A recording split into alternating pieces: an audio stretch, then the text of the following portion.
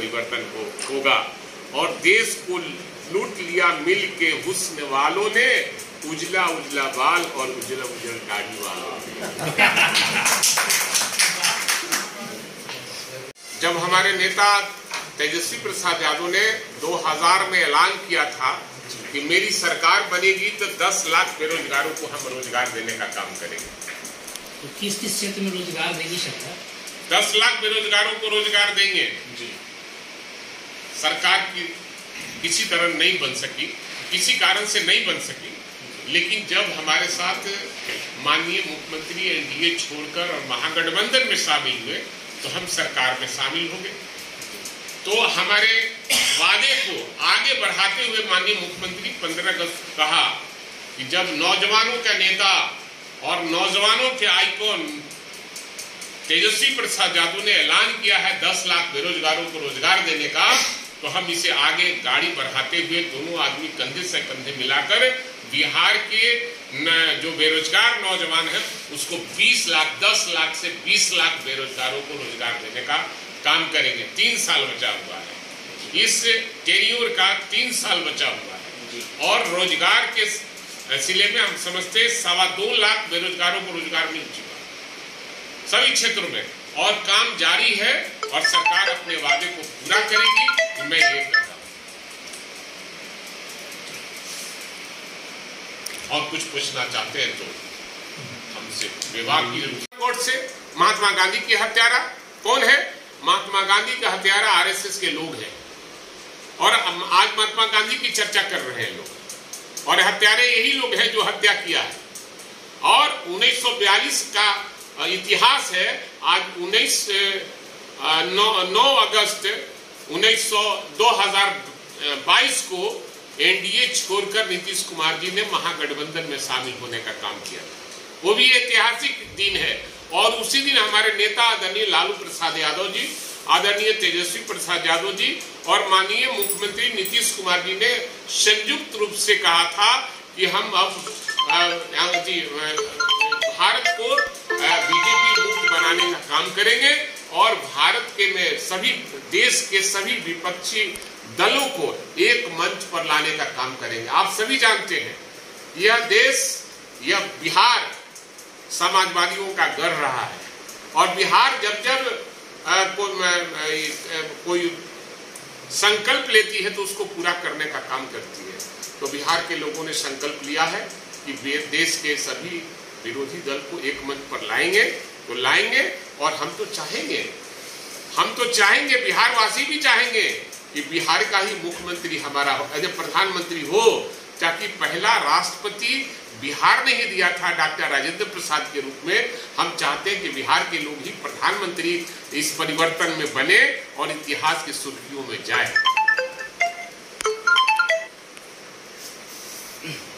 2 अगस्त 1942 को क्रांति का रूप यहाँ दिया गया था और गांधी जी ने चंपारण से आजादी की लड़ाई शुरू की थी कि अंग्रेजों भारत छोड़ो का नारा दिया था।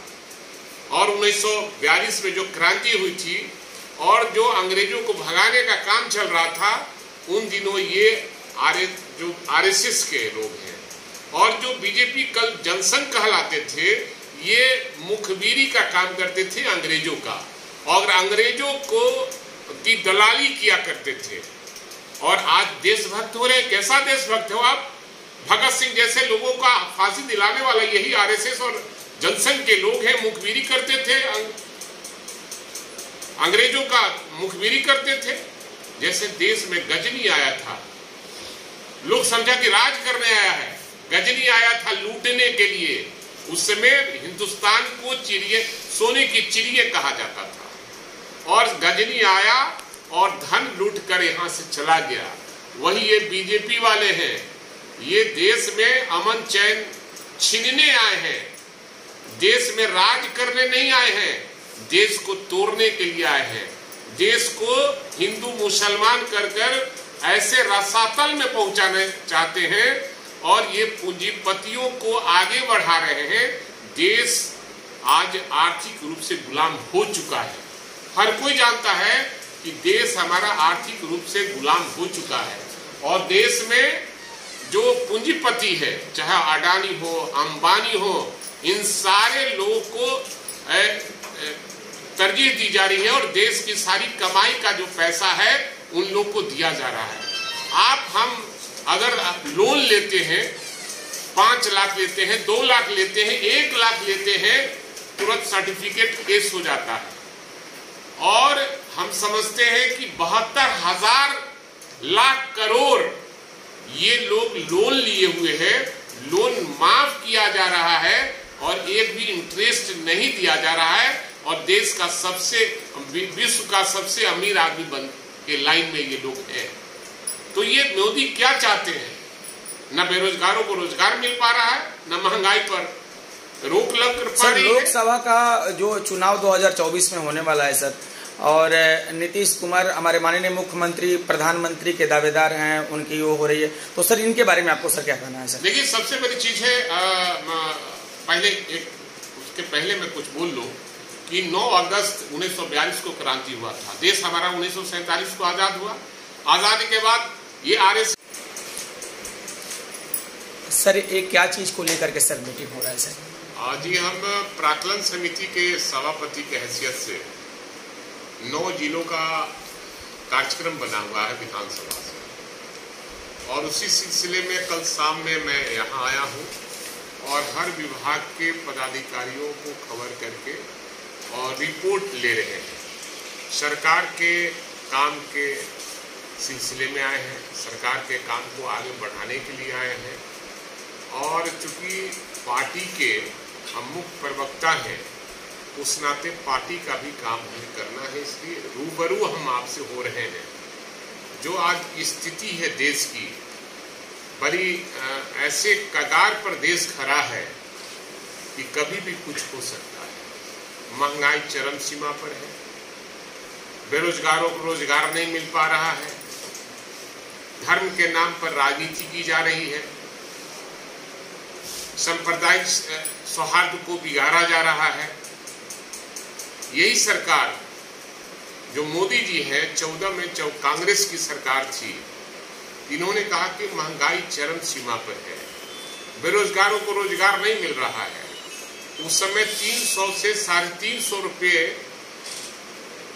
सिलेंडर था, आज 1200 रुपये सिलेंडर हो गया। उस समय तत्कालीन मंत्री थी और स्वर्गीय भी हो गई सुषमा स्वराज से लेकर मोदी जी से लेकर सारे लोग सिलेंडर लेकर और जुलूस निकाल रहे थे और प्याज का माला पहनकर लोग कहते थे कि प्याज महंगाई चरम सीमा पर है। और आज गरीबों के निवाला पर जीएसटी लग रहा है।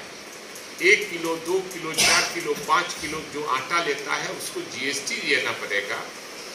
चावल पर जीएसटी लग रहा है और 25 किलो के ऊपर जाइएगा तो कोई जीएसटी नहीं लग रहा है।